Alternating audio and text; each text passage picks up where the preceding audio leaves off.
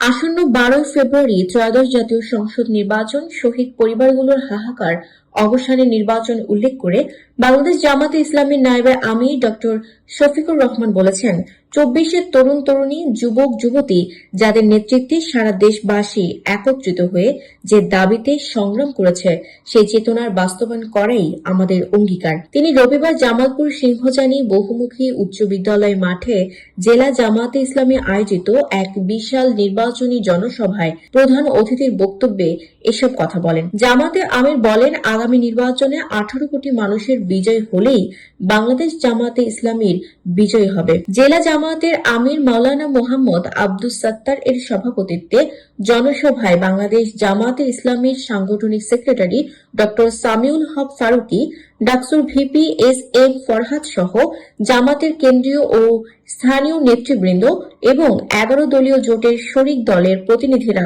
বক্তব্য রাখেন। পরে প্রধান অতিথি জামালপুরের 5টি সংসদীয় আসনের জামায়াতের মনোনীত প্রার্থীদের পরিচয় করিয়ে দেন এবং তাদের হাতে দলীয় প্রতীক দাঁড়িপাল্লা তুলে দেন। জামালপুরের সংবাদদাতা তানিয়া আক্তারের তথ্য ও ভিডিও চিত্রে ডেস্ক রিপোর্ট।